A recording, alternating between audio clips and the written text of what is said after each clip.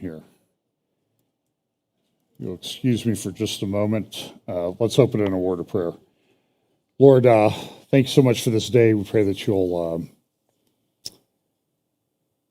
guide us during this very troubled world, that we will be able to grasp and understand and prepare for the things that are coming upon the world.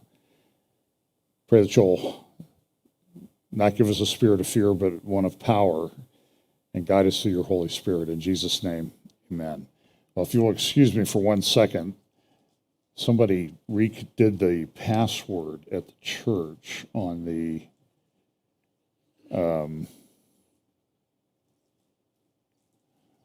Wi-Fi, which I need to get to.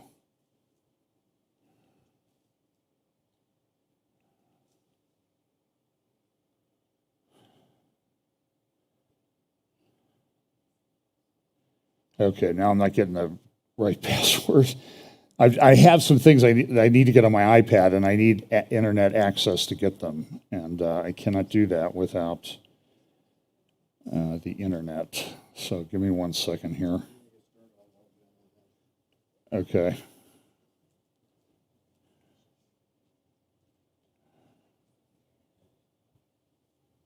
There you go. Thanks. Okay, so World in Peril. I've been doing a lot of extra interviews and updates and talking to people, and I will confess to you that I'm a bit on the tired side, that these things continue to sort of spin out of control, and it is a difficult world that we live in. It is definitely a world in peril. There are any number of directions to go. So here's just by way of intro, here's some places that you can get us. I suspect that eventually YouTube may go away because we will,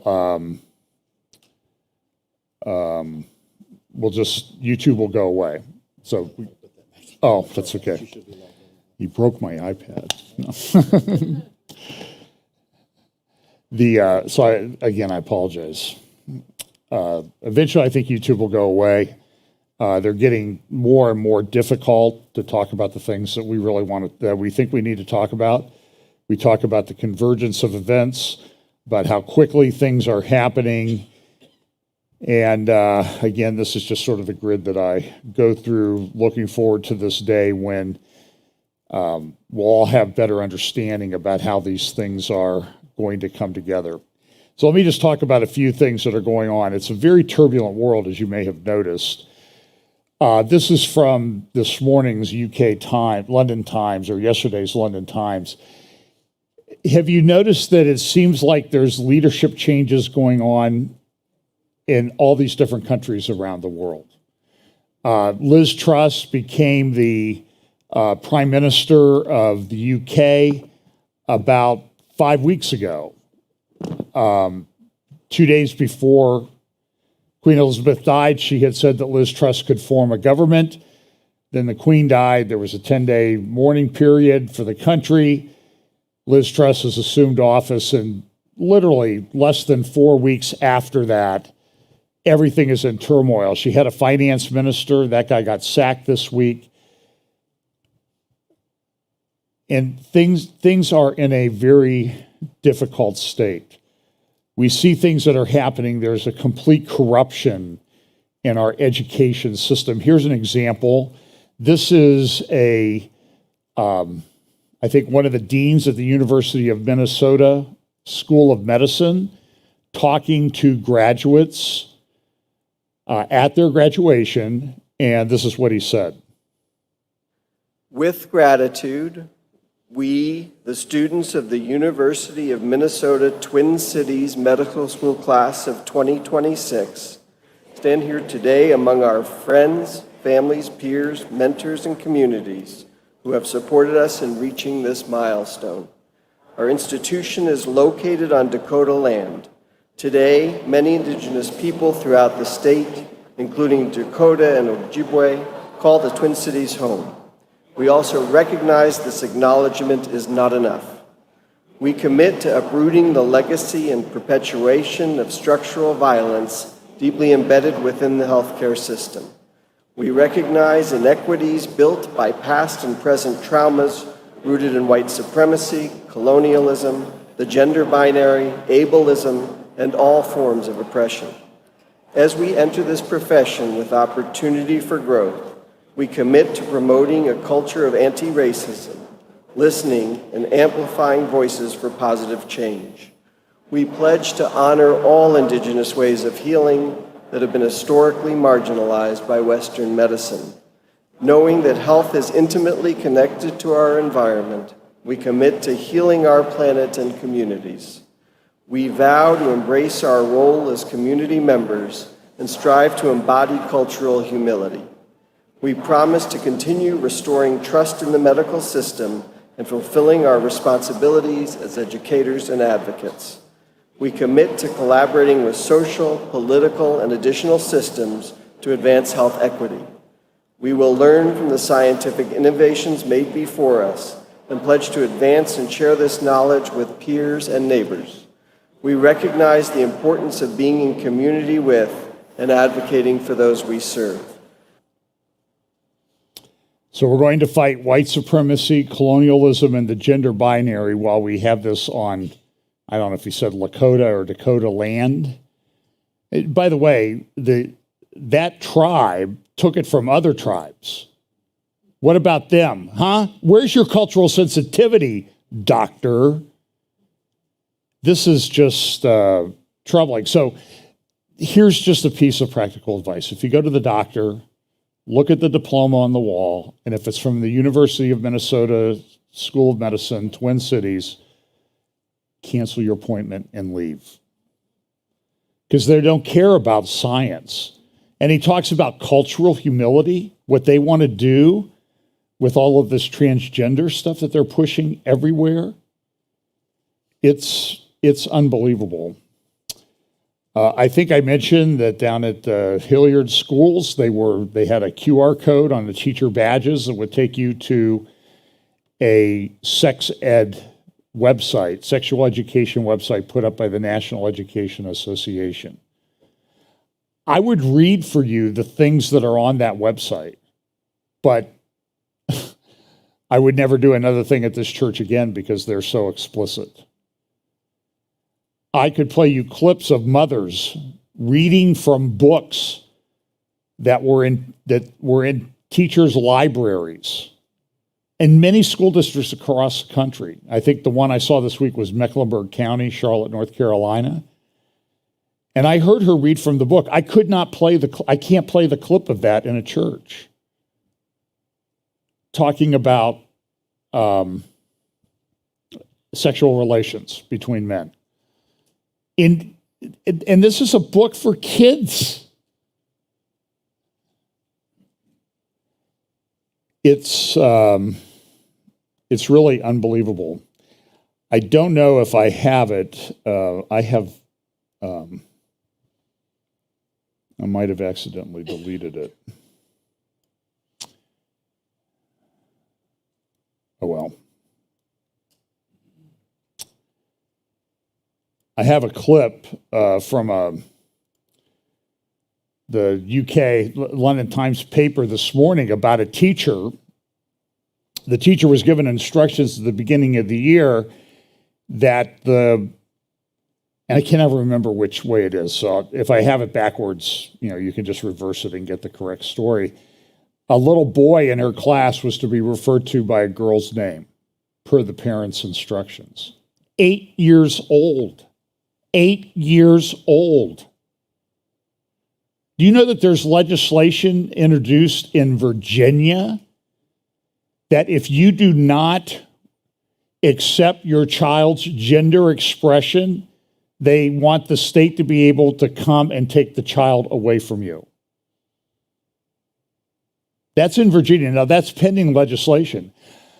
I could go on and on. In California, Governor Newsom recently signed a piece of legislation, I think it was AB 107, that says we will be a sanctuary state for any child that wants to change gender. And in connection with that, they issue these statements like, we stand firmly opposed to conversion therapy. Okay, conversion therapy. So, which they mean is, if you want to somebody comes to you and says, I don't really want to be homosexual. And so you counsel them to not be homosexual. That's conversion therapy, because your sexual preference is fixed at birth and can never, ever be changed. And we just know that this is just simply not true. But it is not conversion therapy to convert a physical boy to a fake girl. That's not conversion therapy. The whole thing is, these people are insane lunatics. And listen, this is an expression of Romans chapter 1. God gave them over to a reprobate mind. And the meaning of that is that they lose the ability to reason.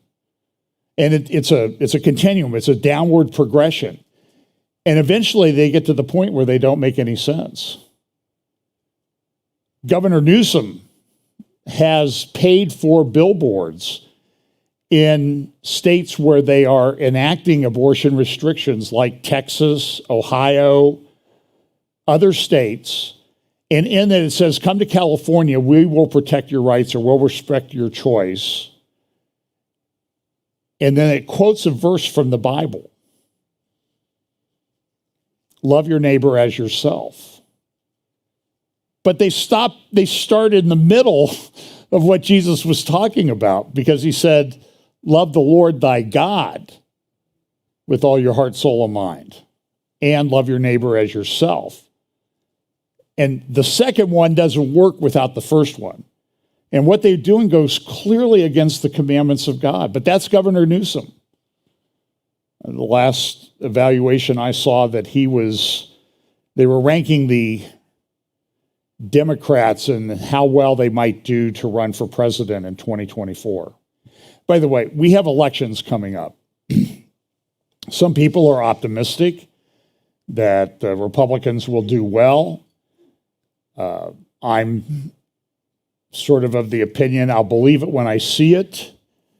It could be historic. It could be a wipeout of the Democratic Party in the Senate and the House. So we get the Republican lunatics instead of just the Democratic lunatics. But I want to caution people that even if that happens, those people will take office in early January. And when they take office, it will be a little over 2 years and 2 weeks that the executive branch will not change. And that's troubling. Talk about that in a moment. And I haven't talked as much about the apostasy in the church and the falling away and the twisting of Scripture as I used to. But every now and then, an example comes up that is so egregious that it's hard to overlook. So this is Allendale United Methodist Church. I believe it's in Florida. And this is Woke Preacher Clips, Woke Preacher TV, if you want to follow them on Twitter. And here's what the tweet says. This is a picture I took from the morning worship service 2 weeks ago at this church. This is the Sunday, they call it Sunday worship service. And it says here, at the beginning of the church, Allendale United Methodist Church is a reconciling congregation. We affirm the sacred worth of all people and strive to practice Christ's example of unconditional love without exclusion. So this guy is woke. He's so woke, he's totally asleep to what God has said. Look at here's a clip, it'll start playing in just a second, the sound, of what happened 2 weeks ago in the church service. He had this guy. We have a special guest. Did y'all hear? Miss Pentecost is here. Pentecost, a drag queen. You can hear me just about everywhere I go. I'm quite loud. Let me make sure this is on. Yep, you're good. Yep, yeah. Great. Maybe you can't hear me everywhere I go.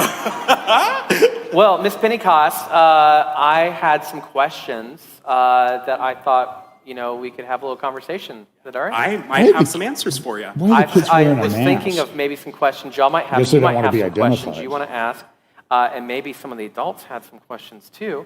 Yeah, maybe she'll let you borrow it when you're look up older, like when you're this. allowed to wear I just- makeup. Yeah, of course. Yeah. Well, one of the things I think is great about Miss Pentecost is she reminds us that we follow a God who calls us to not conform to things of this world, that we're supposed to be transformed by the renewal of our minds. And that means that what I think today may have to change tomorrow if I continue to renew my mind.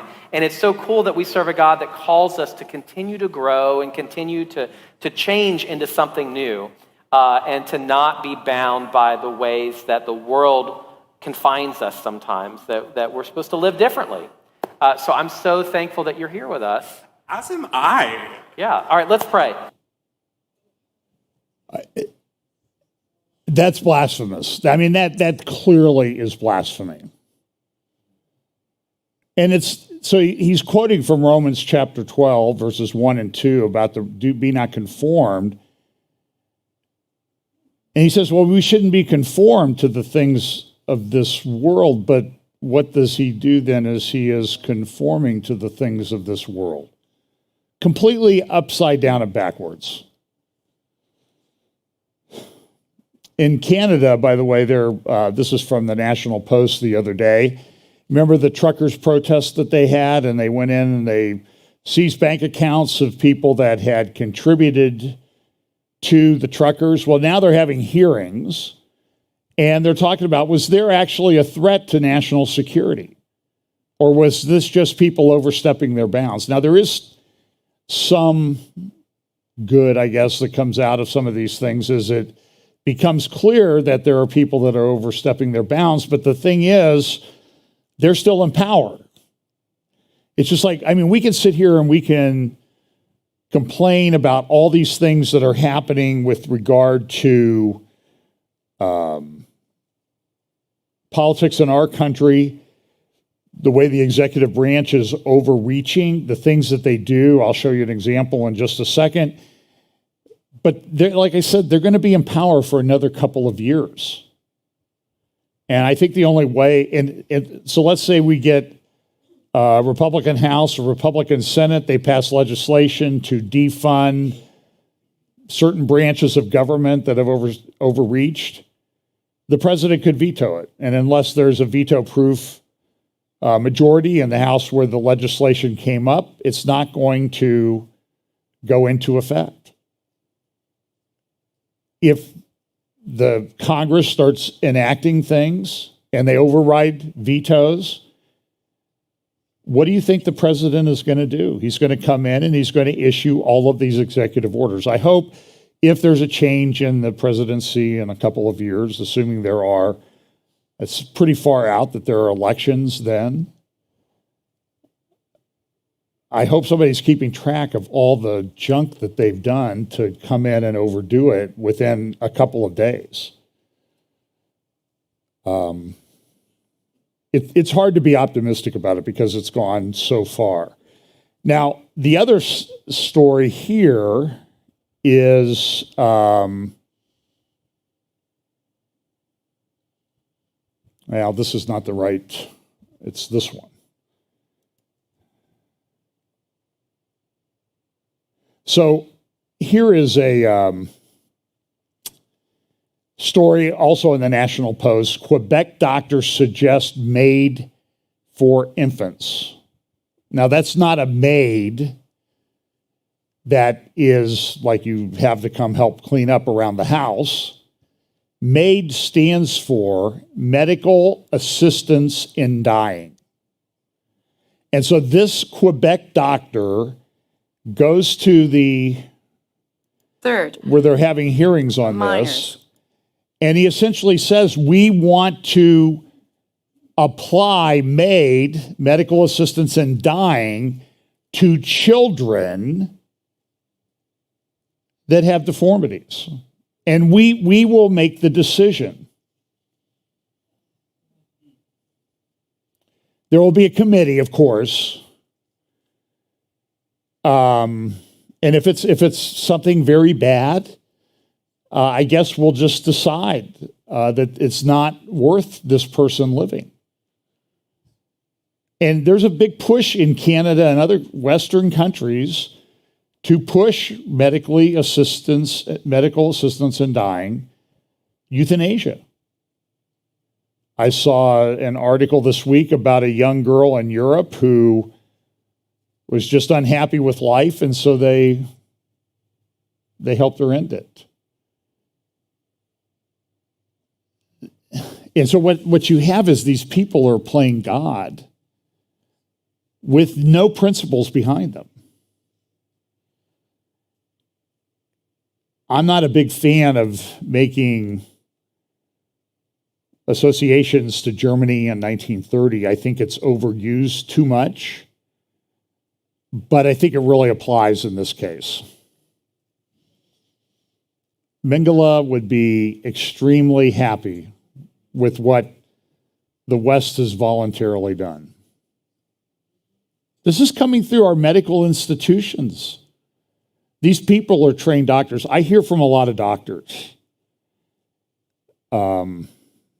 They write to me and they say, I am very concerned about the way that this is going. Made for infants. Here's another. It's really unbelievable.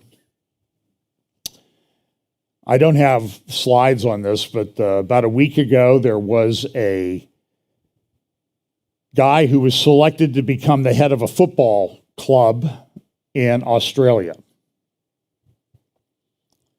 He was hired. I believe his salary was going to be 850,000 Australian dollars. I think he was in the Melbourne area. It was then found after he was hired that in 2015, he'd become the chairman of the board of a church. And 2 years before he became chairman of the board of the church, one of the pastors at that church had preached a biblically based message on homosexuality. And so the board of the team found out and said, you cannot remain and have anything to do with that church if you want to work for us.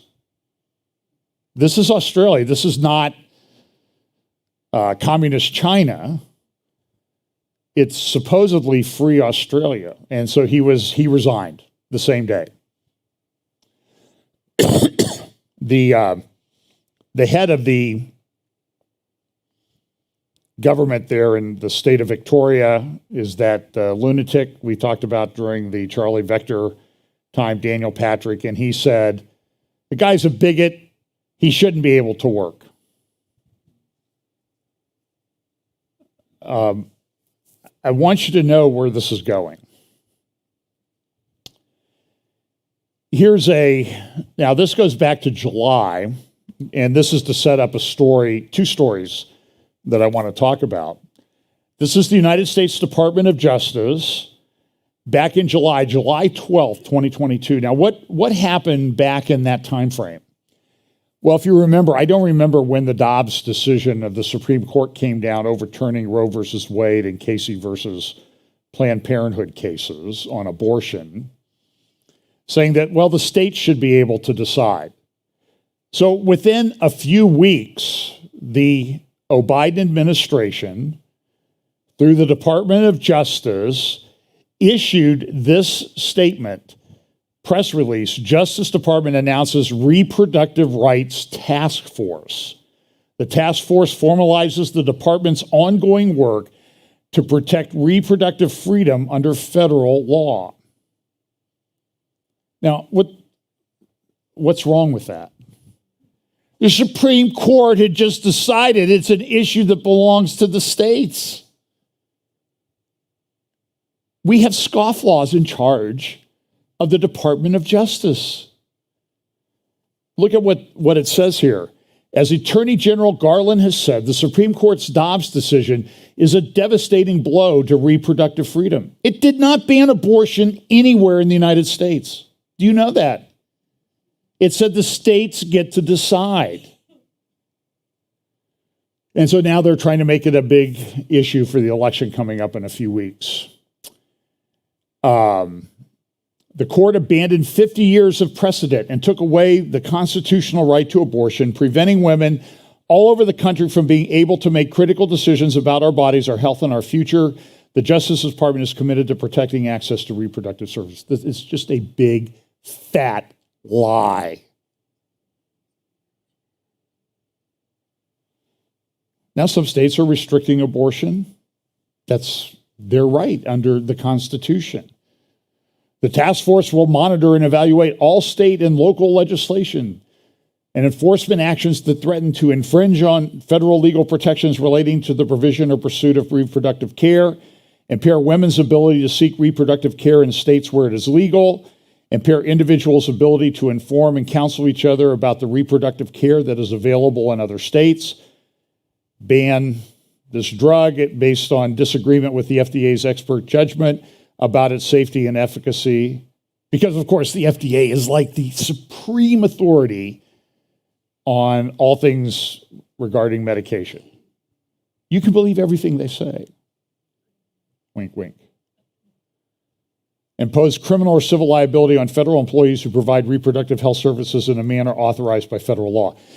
So listen, regardless of what Congress does, if it changes the power structure, who's in charge, this is what the Department of Justice is going to do. Here's the other thing. The task force will identify such actions and coordinate appropriate federal government responses, including proactive and defensive legal action where appropriate. The task force will work with agencies across the federal government to support their work on issues relating to reproductive rights and access to reproductive health care. And so what's happened? So I told you the story, I think, last week or two about the pro-life activist who was doing sidewalk counseling outside an abortion clinic in Philadelphia. He was with his 12-year-old son. He has 7 children. A pro-abortion activist got in the kid's face, and the father pushed him away. The guy had the father charged with assault under state law, but the state dropped the charges because the guy wouldn't show up. And so time goes by, and then one morning, a couple weeks ago, this guy who has 7 children at home, 7 small children at home, I think he's Catholic, he got a knock at the door, looked out the window, and there were FBI agents with long guns, rifles, AK-47s or AR-15s, 16s, whatever, pointed at him. He opened the door. He said, "Listen, I have kids in here." He opened the door, and they pushed their way in with the guns pointed at his head, arrested him. Now, there must have been something else he did. No, it was related to this incident outside this abortion clinic. Within the last 10 days, their clinic, I believe in Buffalo, where some people protested, they sat in the hallway outside the abortion clinic. It was in an office building. And they sang and read scripture. They were charged with trespass under misdemeanors under state law. I don't know if they pled guilty or the charges were dropped.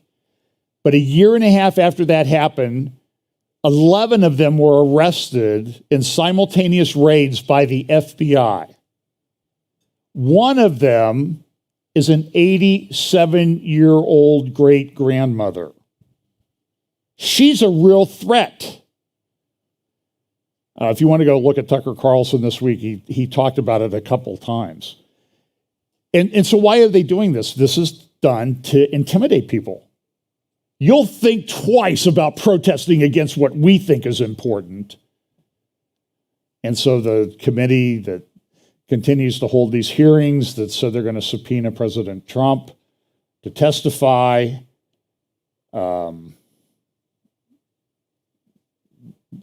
It's a lot of it is theater. Yet there were people who did things wrong.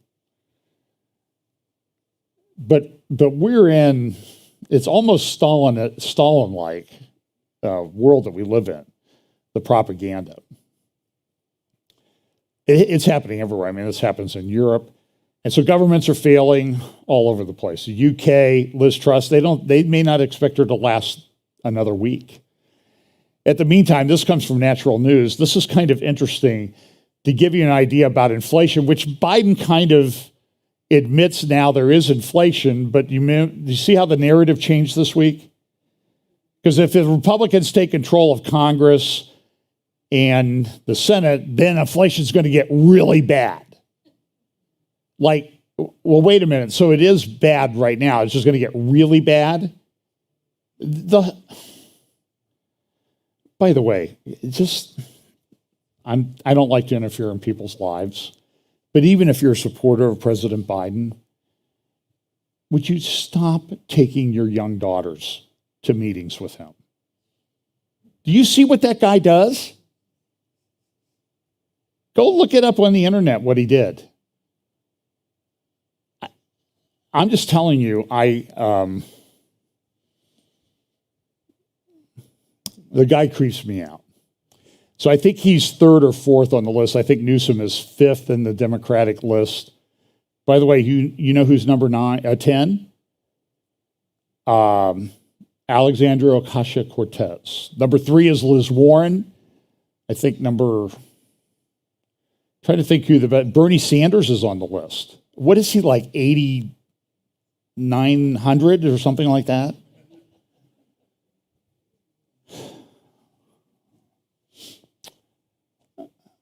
So this is from Natural News to give you an idea of inflation. They called a bakery and said, so what do you pay compared to before? So here it is, bread flour prices were $12.19 in January 2021, increased to $19.97 a year later. And then in July 2022, it's now $28.88 for the same, I don't know, I'm assuming it's a sack of flour. All-purpose shortening was $41.40 in January 2021, and today it's $87.39. So you wonder why your price of bread is going up? Cake flour started at $15.13, now it's $26.28. Fresh yeast, $45, now it's $63. Granulated sugar seems to be doing okay. It was $25.69. Now it's $34.59. And then rainbow sprinkles, better cut them out. They were $56.41, and now they're $86.94 for the same quantity. I don't know what quantities they were using. It seems, though, that there's this convergence of everything. The United States is very unique in that our breadbasket of our country, through the St. Lawrence Seaway in the north and the Mississippi River system in the Midwest and South, with the Missouri River. Last year when we were out west, Pam and I drove from Yellowstone all the way over across Wyoming into the Dakota, and the whole way along Interstate 90. We're following the Yellowstone River. This thing goes for hundreds of miles. And we have this unbelievable river system in the United States that really helps us get things to market, because water transportation remains the cheapest way to get things someplace. Now, somebody will say, well, okay, natural gas. Well, you got to liquefy the natural gas. That's the expensive part of it. But the transportation part, once you get it that way, is relatively cheap. Well, it used to be. Now it's costing a lot for the fuel to run those big ships. But barges that go downriver, they have tugs and everything. But now there's a couple areas of the Mississippi River system that they can't get the barges through because the river is so low because of lack of rain. They've not seen levels like this since 1988. Do you remember 1988? I do. I mean, that was the year after I started playing golf, and I remember playing on fairways, and I wondered, man, I hit the ball a long way. Well, it's because I was hitting it like on a highway, and it was just rolling forever. But this is, and so one of the things they say in this, sections of the Mississippi River are approaching low water levels not seen in more than 3 decades, disrupting a vital supply lane for agriculture, oil, and building materials, and threatening businesses, including barge and towboat operators, farmers, and factories, and river cruises. Almost all of them have been canceled below certain points on the river because there's just no water. I can remember sitting there along the Ohio River at Cincinnati a couple months ago, and the river was high and the barges were flying by. The river was really running pretty quickly. The problem is that barges are grounding on sandbars in unprecedented numbers, and many ports and docks no longer have water deep enough for commercial boats to safely reach them. The chief executive of the American Commercial Barge Line said America is going to shut down if we shut down. They also say that shipping prices have doubled in the last couple of weeks because of this. As if we didn't need anything more. I was reading an article about they're trying to figure out how to make the Rhine River in Europe deeper so they can do the same thing because they've had a lack of rain there. Been a lack of rain in the UK, and reservoir levels are down, river levels are down. It's a big problem.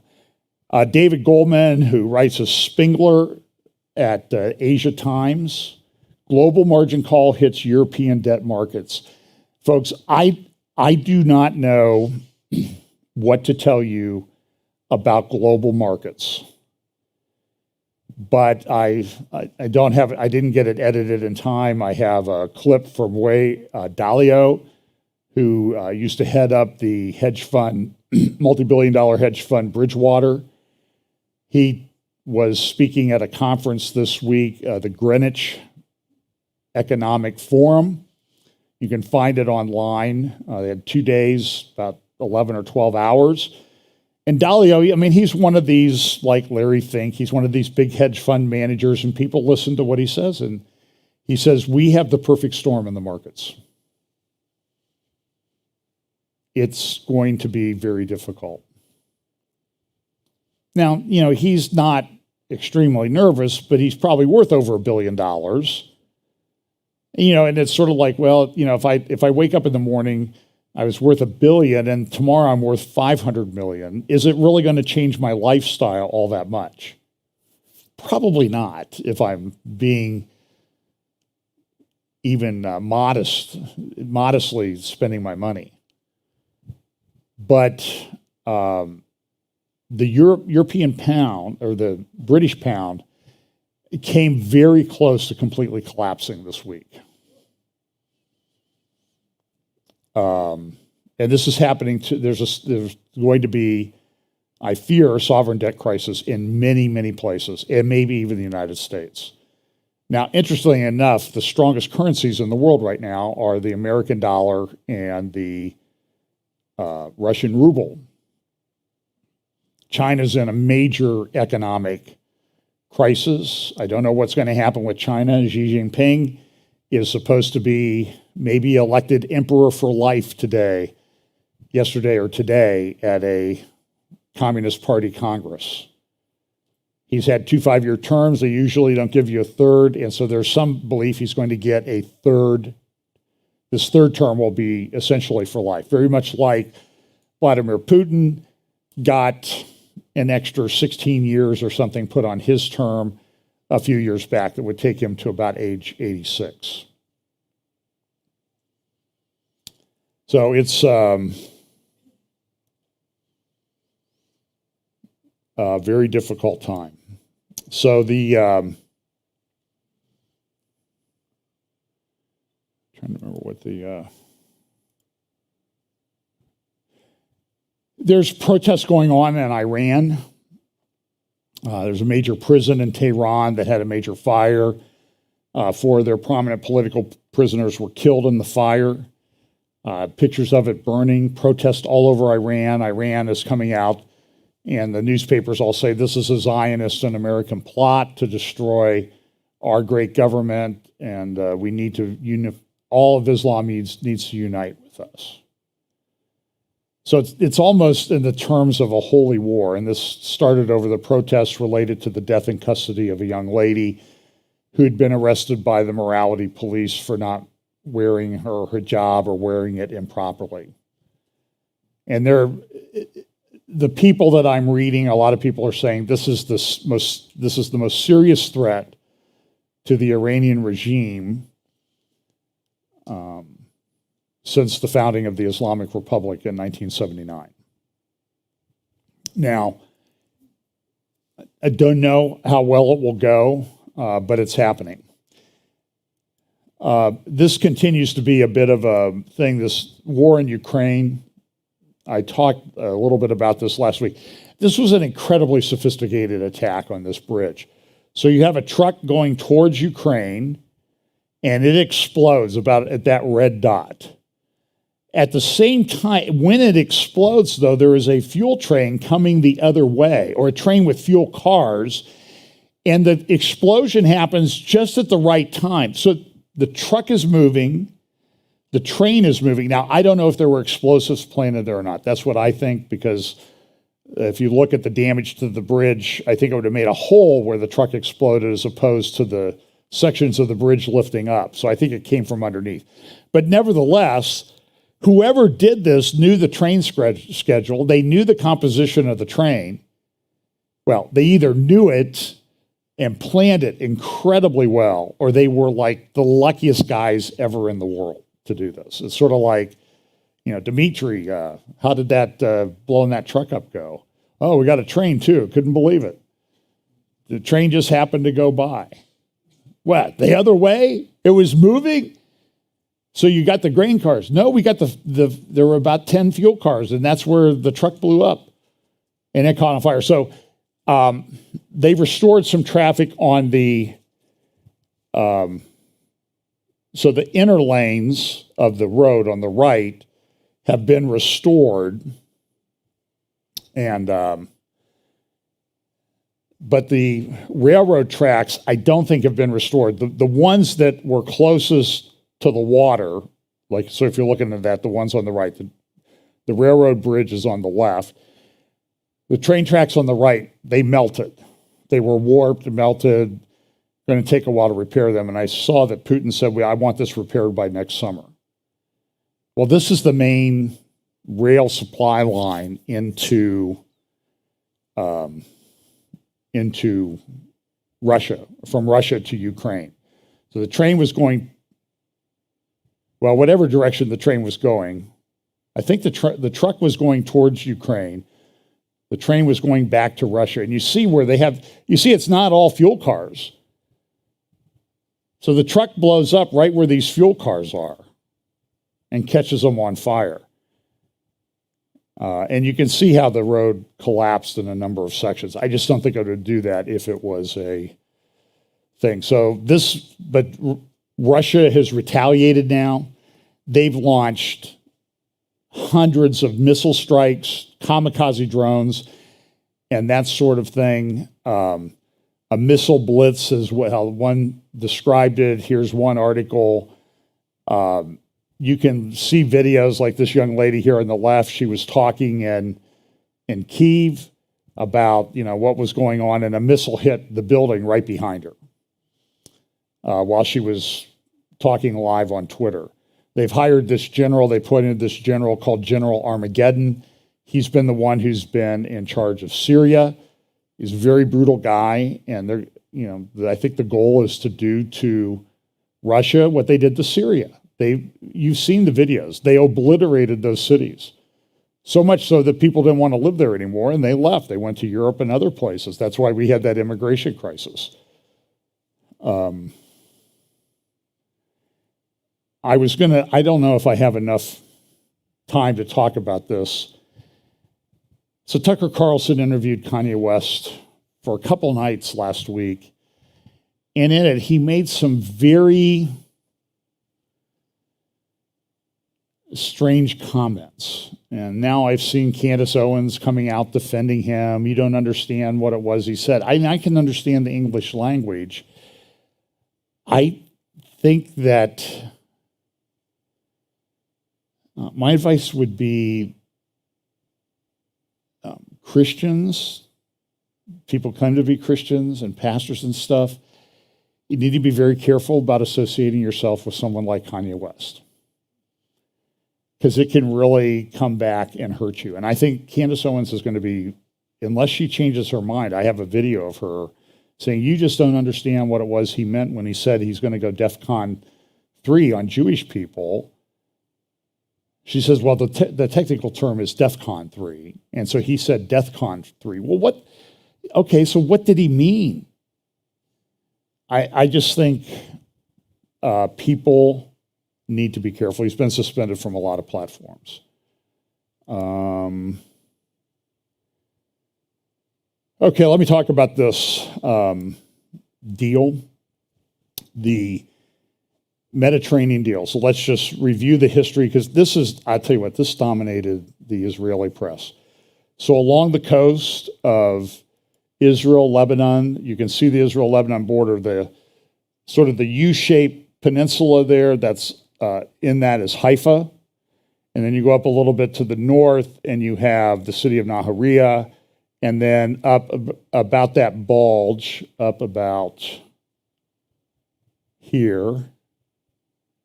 Whoops, didn't mean to change that. You have the Lebanon-Israeli border, and the border's not secure. So here is a map that was submitted back when Cyprus and Lebanon were negotiating their EEZs, the exclusive economic zone. Here's a little zoomed in portion. So you see Cyprus up here, and you see Lebanon, and then you can see these lines that were drawn. Israel accepted a line that was a little bit further, went a little bit more up, a little bit higher. But Cyprus and Lebanon entered into an agreement. They reached an accommodation. Cyprus approved the agreement, then Lebanon never approved it. So Lebanon can always say, well, that's not the agreement that we never approved that agreement.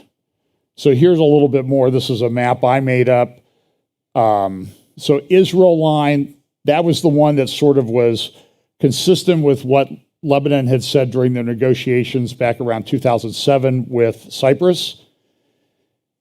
Then as Israel and Lebanon got into negotiating it, and part of the negotiation was because Israel started discovering gas in their section of the Mediterranean, not in any part of the Lebanese waters, but there were some fields that were discovered back around 2010, 2011. Those were called the Leviathan field, and the known reserves there, the TCF is trillion cubic feet. So if you look at all these, Leviathan, Tannin, Tamar, and you add those up, you're going to get close to 40 trillion cubic feet of gas, which is the number I gave you a couple weeks ago when I was analyzing this. Then last year, they discovered this Karish field. Before that, they discovered this Kana field. Don't really know how much is in the Kana field that straddles the different borders. So during the negotiations over this, particularly when the Kana field was discovered, Israel had their line. Lebanon chose line 23. A United States guy come in and said, well, let's make the line here. So, and essentially he gave Lebanon about 60% of the disputed area, because everything north of this line would be Lebanon. And you see they would get more of the Kana field. So they still haven't done this. So these exclusive economic zones, Israel took the line that Lebanon had used, which was the northernmost line up here. But then Lebanon came in, and then when they discovered these other gas fields, the Karish field, Lebanon said, oh, well, wait a minute, we withdraw line 29 and we want line 23. And it's been a big football for back and forth for Hezbollah. And how these exclusive economic zones work is every country gets about 12 miles off the coast of territorial waters. So this is a map of the world with all the territorial waters that would be associated with those countries. And then you have certain rights out to 200 miles, but beyond 12 miles, it's really what they would call an exclusive economic zone. So you remember when Israel was talking about doing the East Med pipeline, Turkey took its exclusive economic zone and added it to Libya's economic zone and said, hey, if you want to put a pipeline across our exclusive economic zone, you're going to have to get our approval and pay transit fees. So this has been a big deal in the Lebanese press. Everybody was talking about it. This is the international boundary between Lebanon and Israel. Lebanon says, well, it really should be further south. Israel says this is okay, but off of the coast there are these buoys, and the buoys are there to give markers for Lebanese fishing boats, like, don't come into Israel's waters. That's the warning. Now Lebanon is like, well, that's the border, and the border only goes out for a couple miles because then the ocean gets too deep to anchor buoys. So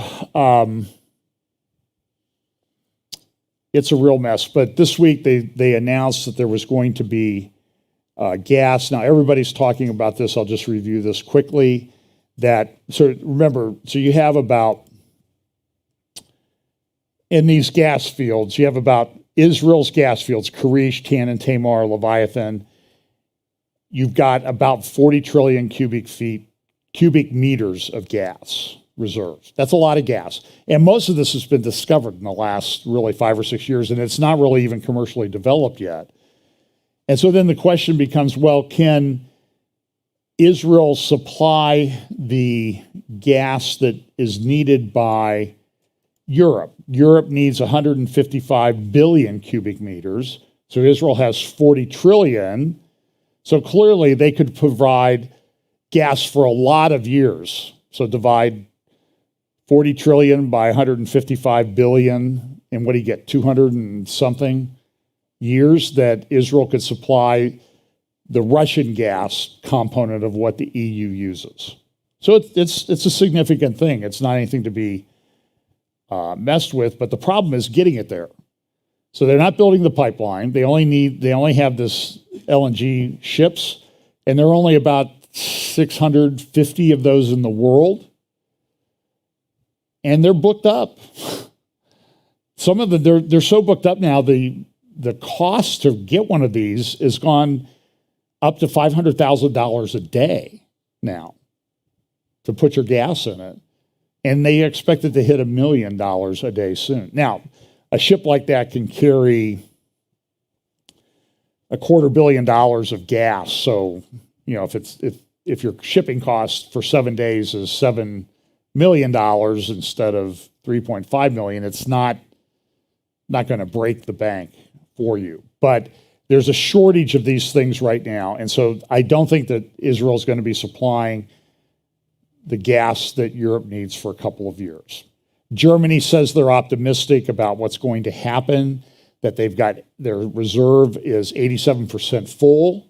But I was reading an article from a couple weeks ago in The Guardian about a German company called BASF. BASF is this enormous chemical fertilizer producer. And they're saying that if it gets to the point, and they have this huge plant in Germany. It has 1,800 miles of piping in it. It's some huge number, and they produce all kinds of things and components that are needed for fertilizer, which start from natural gas. Ammonia comes, you have to have natural gas to do it. They say if our allocation gets down to 50%, we shut down. European fertilizer companies are now running at about 1/3 of what they were a year ago. And 9 of them have shut down completely. I think there's 23. 14 are running at about 35% of what they were doing a year ago, and 9 of them have shut down completely. And plants are shutting down all over Germany because Germany is saying, well, we're going to give stuff to homes first. This is true all across Europe.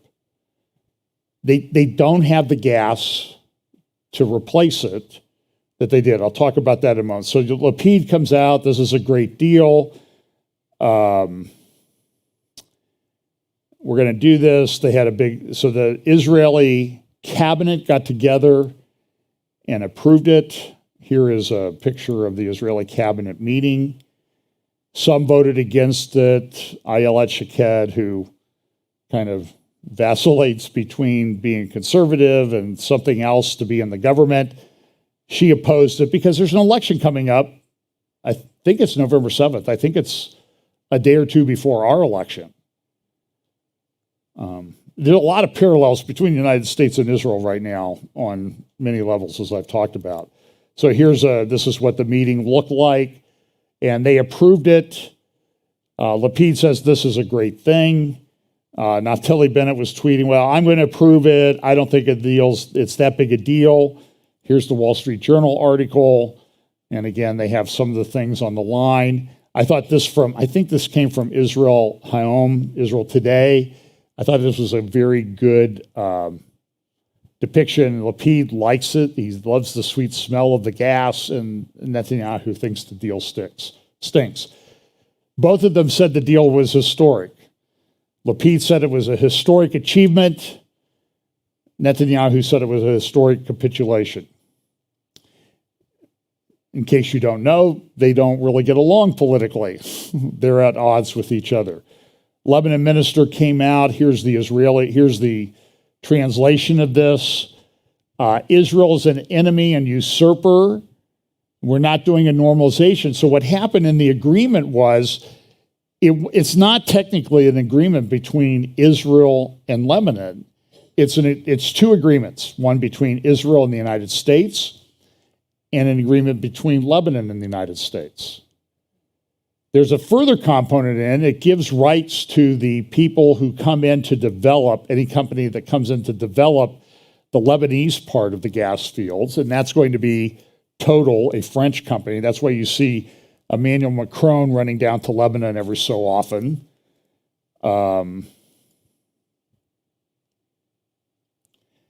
And so this was a very good analysis. I'm not going to go through it in detail. This was at Israel National News. There's also one at JNS, Jewish News Syndicate, that talks about it.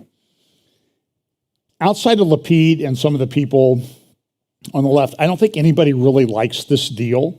It doesn't define a border between Israel and Lebanon. And it's almost like a memorandum of understanding. So legally, when you enter into a memorandum of understanding, you say, this is what we think right now, and we're going to try to enter into a contract in the future. And I would put this more in the category of memorandum of understanding than a contract. So when the EU came in to negotiate getting Israeli gas, they signed a memorandum of understanding. I do not believe that that's been turned into a contract yet, because a contract would have something like, you have to provide a certain amount of gas, each year to Europe. The memorandum of understanding says, we want Israel to provide gas to us. And Israel says, we want to provide gas to you. But that's just an understanding. It's not an enforceable contract yet. There's a legal difference between them. So a very interesting article in Jewish Press, though, starts off with this. Now, so here we are, October 2022, with a big important midterm election in the United States coming up. So the Jewish Press article that evaluates this deal starts off with a reference to negotiations that were going on in 1980 during the Carter administration and the 1980 campaign for president between Carter and Reagan. And it says, the New York Times talked about something like this in connection with the negotiations between Israel and Egypt, under which Israel agreed to give back the Sinai that it captured in the 67 war. And eventually that led to Sadat's death. So I have access to the archive of the New York Times, and it's a very interesting historical thing. It goes up through about 2002. Every New York Times published up until 2002 you can find. It's called the Times Machine. You have to subscribe to get it. And the interesting thing was, so I looked up the newspaper from October 18th. I think that's the date. October 14th or 18th, 1980. By the way, the newspaper that day, you get the newspapers now, it's this little tiny thin thing if you get one, right? The New York Times that day in 1980 was 675 pages long. They don't make them like that anymore.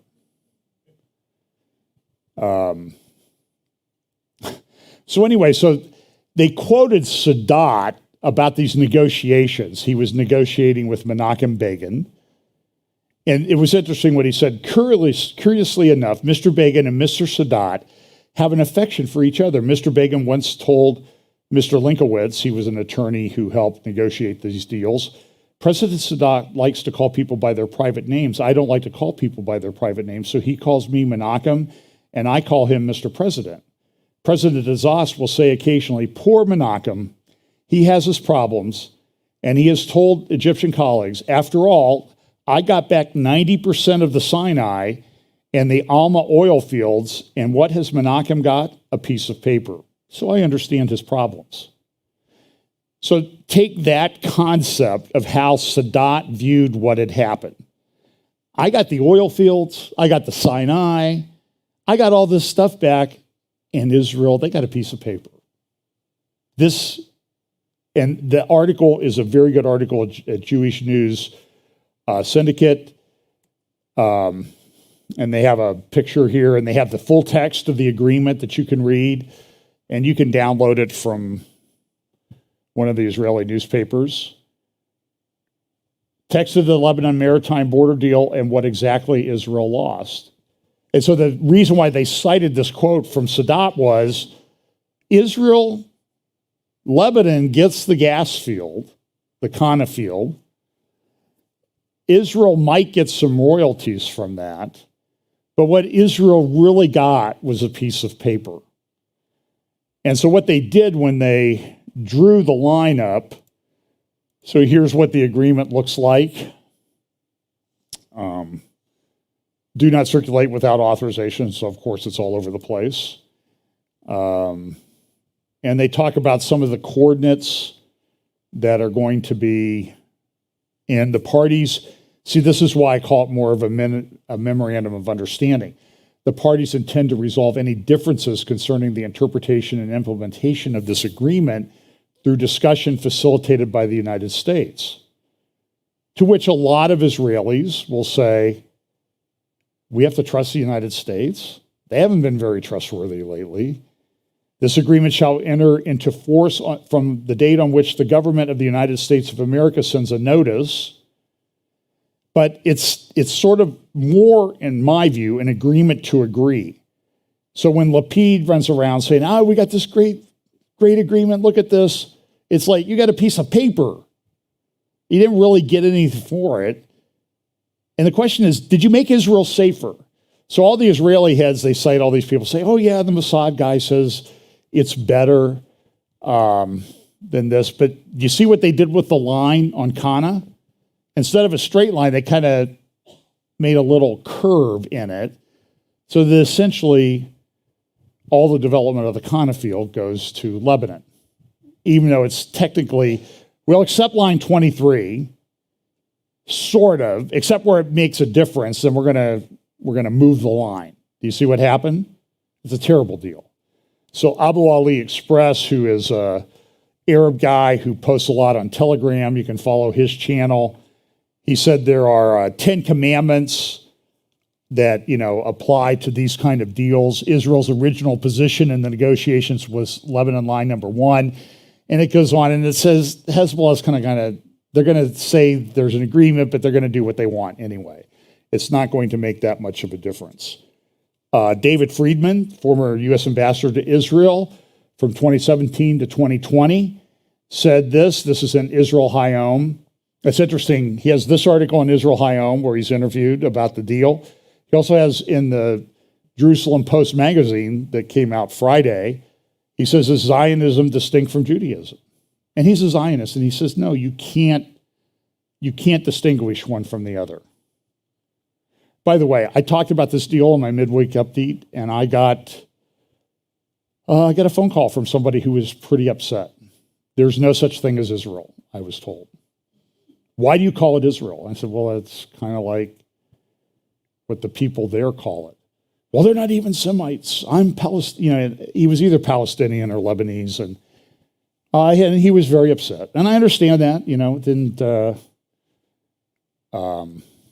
he said, I just want to ask you questions, and I gave him sort of an answer, and then I got a filibuster, so I hung up on him, and he called back. I hung up again. So anyway, so this is very passionate thing with people over there, but they hate Israel. And he ended one of his things with, all Freemasons go to hell. So I guess I'm a Freemason too. I don't even know where the meetings are.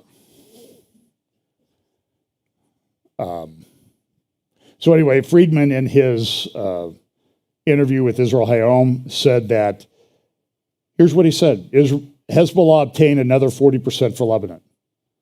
So in the one deal, the Hof deal, Israel was supposed to get 40% of the Kana field, Lebanon 60%. He said that 40% now goes to Hezbollah. He said, while I was ambassador, I refrained from telling the Israelis what is good from them.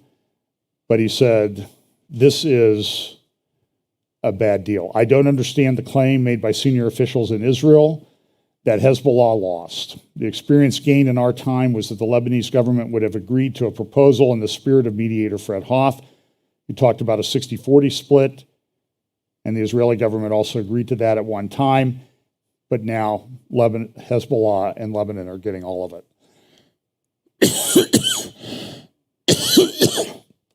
So, lots of opinions about who got the better part of the deal. The newspapers are just, I could go through and read all of these different newspapers. The Israeli government, like here's a former major general in the IDF says, we achieved a balance of terror. Achieving a balance of terror against Lebanon justifies an agreement. So we're going to do okay. Now, the interesting thing about this is, but how did Hezbollah view it? Well, here's from an Iranian newspaper, and the Hezbollah says that this was a victory without war. So they had a much different view of it. We got everything that we wanted. Lapid said this staves off a war with Hezbollah.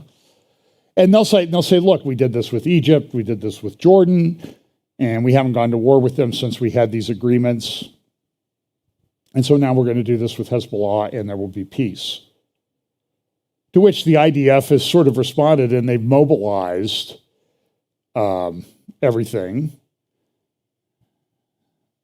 It's interesting, the parallels between the U.S. and Israel. Back in, what's the date of this? December last year.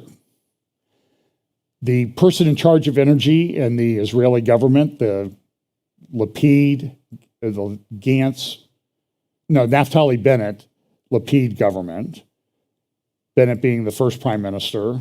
Then by the time they got around to Lapid, the coalition had fallen apart, so now Lapid is a caretaker. But the person in charge in that cabinet was a left-wing lunatic.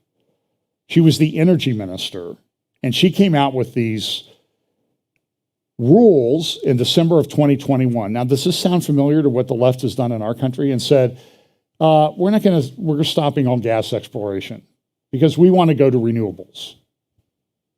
And it's interesting, she did that because she couldn't see less than 60 days down the road when Russia was going to invade Ukraine and the whole world gas market and oil market completely blew up. And so what you see here is the principle that the left is doing is land for peace. Now, I'm going to have a lot more to say about this in the future, but the question is this going to work? Does this fit into Bible prophecy? It may. It shows that there's the people in charge of the caretaker government, at least, think they can give up these things. We'll give up settlements, we'll stop the settlements, we'll give up land, and we'll have peace. And now we're going to give up oil. We're going to give stuff up in the ocean that's clearly ours because we want peace. Do you see the principle, the thinking that's going on here? I think it's crazy. And a lot of and Netanyahu is going crazy. General Amir Avivi, who I've interviewed and talked to quite a few times about this, one of the things he has told me since we started talking last year is that you have to look strong to your enemy. And these are our enemies. And so this is what he tweeted the other day. Those who think there is no connection between the surrender agreement with Lebanon and the deterioration in Jerusalem should think again. And this is only the beginning. The escape from Lebanon in 2000 marked the beginning of the Second Intifada. The escape and surrender in 2022 will bring the same result. It's not too late to stop the madness. And I think Amir is exactly correct. What he says is that there's been a significant deterioration in the security situation with attacks and that sort of thing in Jenin, up in Samaria, in Nablus, and even in East Jerusalem. It's a very delicate situation right now. And so I think General Avivi is exactly right that they see this concession as a massive victory, which encourages us. I saw that Hamas and Fatah may have agreed. Melanie Phillips had a great article where she essentially said the same thing. This is what we do all the time. Now, one more thing and we'll be done. So we talk about these alliances, about what happens, and this is very interesting. I talked a little bit about Astana, Kazakhstan. It is the capital of Kazakhstan. It became the capital, I believe, after the fall of the Soviet Union and Kazakhstan becoming an independent party. And Kazakhstan is a huge country. I mean, it's probably I'm going to guess it's 2/3 the size of the United States on a landmass. It's huge. It's where the Soviets had their rocket and Russia continues to have its rocket facilities, and we use it to get people in and out of space. They have this city, 2 weeks ago, I talked about this, maybe it was 3 weeks ago. I think it was 2 weeks ago. And I had some pictures, they have the pyramid building, and it has this very Masonic appearance to it. And this pyramid building is the building of peace, they call it. So I'm going to play a clip from a religious thing that took place in Astana, and it's going to look very familiar. But so this week they had the CICA summit, and you see all these people here. You see Putin, you see Raisi, you see Erdogan, you see the president right there in the middle between Putin and Erdogan. You see the president of Kazakhstan. The guy to the right of Putin, your left, in the Arab dress is the Emir of Qatar, who's going to be hosting the World Cup here pretty soon. And they got together and they talked about, we're going to have peace. This is from the one of the newspapers there. They had this is what we're going to do. We envision our organization as contributing to dynamic, equitable, comprehensive, and balanced economic growth, connectivity, social and cultural development. We will strengthen our collective work. Number 4, our organization will interact and cooperate in areas of interest of all member states with other states. So you have the Shanghai Cooperative Organization, which has a lot of these same countries. Now you have the CICA. Here's another picture of the main participants in Astana. And so here's the meeting that they had. This is the room that they had the meeting in. And of course, they're all sitting here, and you'll see Erdogan, he's shaking hands, and then there's Putin shaking hands. The guy there in the middle there is the president of Kazakhstan.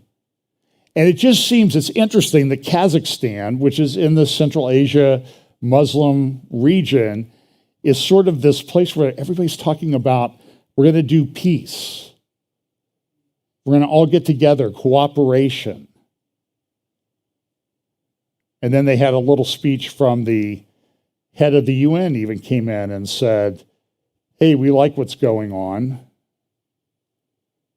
And I don't have that clip in my thing, so you can just take my word for it. But look at what happened just a couple of weeks ago. This was a month ago. This is from the Catholic Network.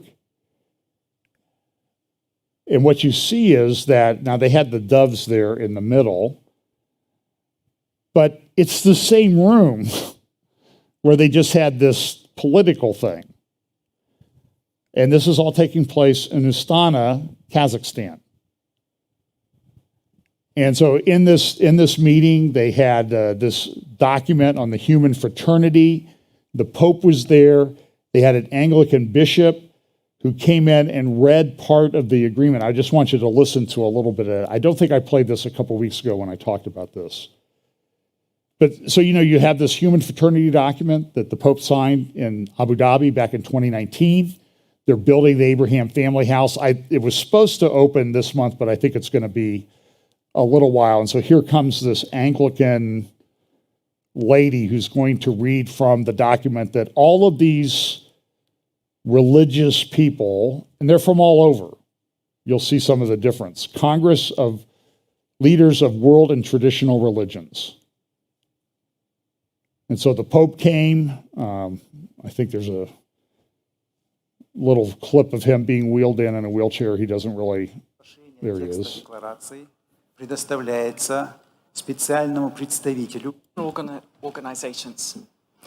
Guided by our shared desire for a just, peaceful, secure, and prosperous world, affirming the importance of shared values in the spiritual and social development of humankind, recognizing the necessity of countering and overcoming intolerance, xenophobia, discrimination, and conflicts based on ethnic, religious, and cultural differences, respecting the richness of religious and cultural diversity, realizing that acts of charity, compassion, mercy, justice, and solidarity contribute to the rapprochement of peoples and societies, recognizing the value of education and spirituality for personal and interreligious development, affirming the importance of the role and rights of women in society, stating that material inequality leads to discontent, social tension,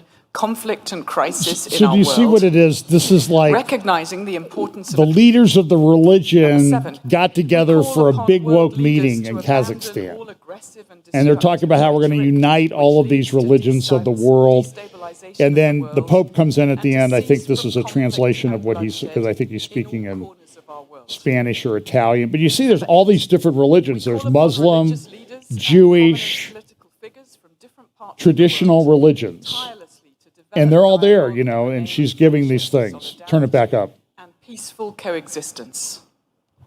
Number 9, we advocate the active involvement of the leaders of world and traditional religions and prominent political figures in the process of conflict resolution for achieving long-term stability.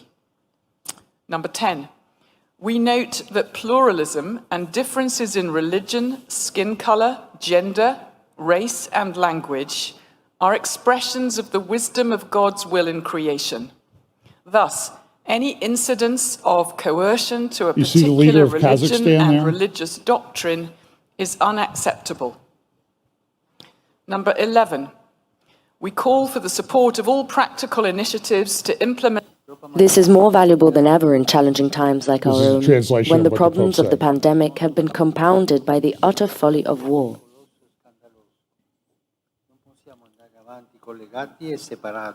There are altogether too many cases of hatred and division, too little dialogue and effort to understand others. In our globalized world, this is all the more dangerous and scandalous. Our human family cannot advance if simultaneously united and divided. Well, you get the point. There was also recently, there was a ceremony that took place at Mount Sinai where they had the 10 Commandments of the World Climate Group. And then when I was researching that, it referred me back to what the Pope had said about his climate statement from 2015, 7 years ago, about how the world needs to unite to fight this. And so now it's a religion, people. It's a modern end time religion that they have here. Because it's this thing that took place at Mount Sinai. They even have their 10 Commandments. I'll have to talk about that at another time. But on the sidelines of the meeting, though, there was this kind of interesting meeting. These guys, these two guys, this is Vladimir Putin. He's waiting for someone to meet. They meet more often than some husbands and wives, I think. They're together all the time. You'll see the guy come in here in just a moment. Here he comes. There he is. Erdogan of Turkey. Now, who knows if these guys are going to be in power in a year. Erdogan, the polling is not doing very well for him in Turkey. He may lose next year's elections, if they have elections. Putin, a lot of people upset with him. But the interesting thing that he said, and I talked about this, so you got Ukraine gas shut down, you got Nord Stream pipeline unusable for now. It may or may not be able to be repaired. And so what does that do? Remember I showed you the map. That leaves Turkey is the last place that Russian gas can transit to get to Europe. And that works to Erdogan's benefit. They've got bad inflation in Turkey, 100% or more. They have a black market of dollars, trading in dollars because the dollar is so strong.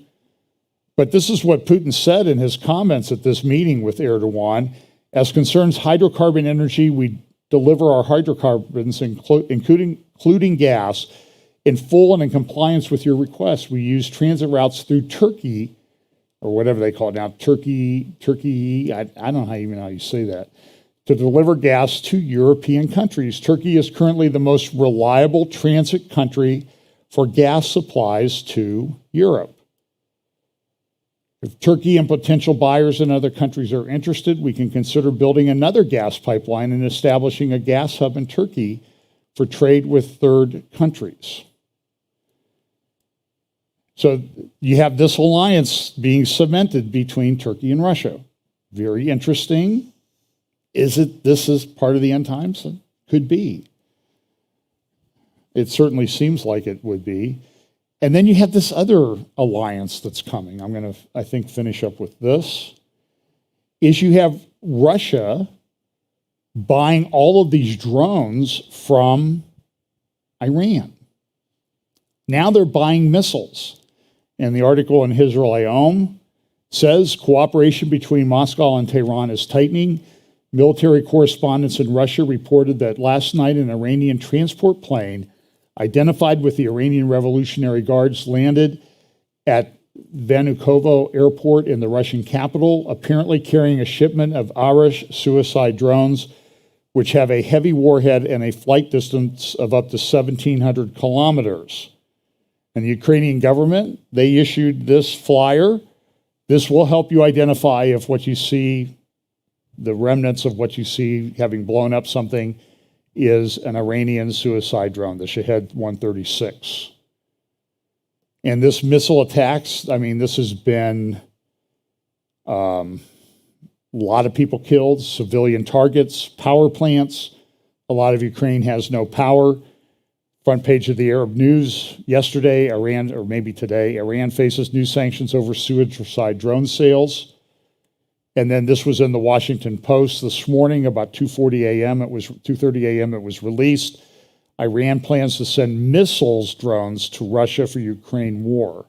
This is kind of a significant development. An intelligence assessment shared in recent days with Ukrainian and U.S. officials contend that Iran's armaments industry is preparing a first shipment of Fatah 110 and Zulfiqar missiles, two well-known Iranian short-range ballistic missiles capable of striking targets at distances of 300 and 700 kilometers. Two officials briefed on the matter said, if carried out, it would be the first delivery of such missiles to Iran since the war. Look at this missile strike that Russia carried out on the famous glass bridge in Ukraine. That bridge was built to symbolize the friendship between Russia and Ukraine. This was and it doesn't look like anybody got hurt, but it was famous glass bridge, and it was done symbolically. And, there's all this stuff I read about, U.S. and Europe, they're funding Syrian jihadis to go to Ukraine to fight. Okay, I don't know whether it's true or not. I'm not on the ground. Putin says he's going to end his draft, but who are these guys? Well, these are Chechen militia, which is kind of an interesting thing because back when Russia had its problem with Chechnya, Russia and Chechnya and this guy's father, they were really strong enemies. In Russia, to quell the thing in Chechnya, those are all soldiers, by the way. They said that, I think you'll see there's a flag with that, the son who now leads up this militia. Russia destroyed Grozny. They leveled it. Just like they're leveling cities in Ukraine. Now, I don't know if they're going to be effective or not. I really don't know. It's interesting. Here, let me finish up with this. This is the West Bank. Violence is going up. This quote,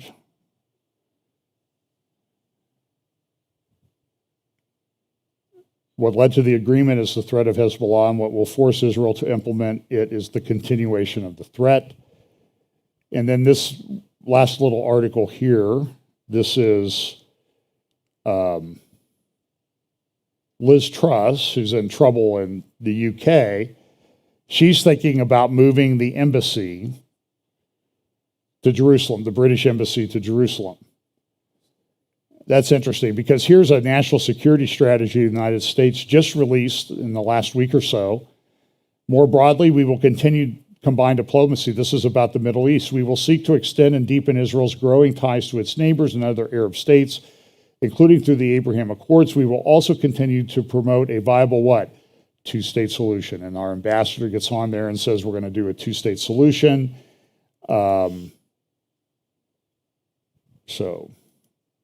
Anyway, Melanie Phillips, one of the labor guys would be the opposition to Liz Truss, says this would be just a huge mistake. The Archbishop of Canterbury came out and said this would be a big mistake to move your embassy to Jerusalem. This is another guy, security guy, who says, this would be a huge mistake to do this. This guy is a senior associate fellow at the Royal United Services Institute and the Carnegie Endowment for International Peace. It's interesting that King Charles supposedly has this unique relationship with Islam. Almost 30 years ago, then Prince Charles declared that he wanted to be a defender of faith rather than simply defender of the faith. Now, he's backed off on this, but I think you know where his heart is. The most senior Catholic in England has written to Liz Truss to express profound concern over proposals to move the British embassy in Israel to Jerusalem. The Archbishop of Westminster told the Prime Minister that moving the embassy from Tel Aviv would be seriously damaging to any possibility of lasting peace in the region and to the international reputation of the United Kingdom. I can see no valid reason why a move needs now to be considered. Remember, they said this about Trump. You're going to have war. Everything's going to fall apart. We're going to have world war. If you move that or the U.S. embassy from Tel Aviv to Jerusalem, it's just everything's going to fall apart. And what happened? Not much, except a lot of people had, hissy fits and stomped around and nothing happened. Here's one of the people who had a hissy fit. Here's what she said about what it really means to be a Democrat. I want you all to know that among progressives, it has become clear that you cannot claim to hold progressive values, yet back Israel's apartheid government. And we will continue to push back and not accept this idea that you are progressive except for Palestine any longer. So Rashida Tlaib, congressman from Dearborn. I believe she's one. Dearborn is Michigan is in her district. And did you see the meeting the other night with the parents? Their Muslim parents. Stop doing this to our kids. Who do you think you are? Everybody's upset. So anyway, I'll talk about the mapping project some other time. A lot of different things converging. And it's a troubling world. Economic, political, leaders come and go every week, it seems like. So be in prayer, stay in the Word, put on the whole armor of God, share the gospel with people, tell them about Jesus, tell them about the hope that you have, and stay armored up. It's a world in peril. It really is. I can't sugarcoat it. It's going to be difficult, I think. But God is faithful. So let's pray. Lord, thank you so much for your word. Thank you for your faithfulness. Lord, we pray that you'll just guide us, give us the strength and guidance of your Holy Spirit, keep us in the word, direct our lives, give us opportunities to share the gospel, help us to be people that stand for the truth. Because we're not the divisive ones. It's the ones who don't stand for the truth who are divisive. Help us always to remember that. Bless us this week. In Jesus' name, amen.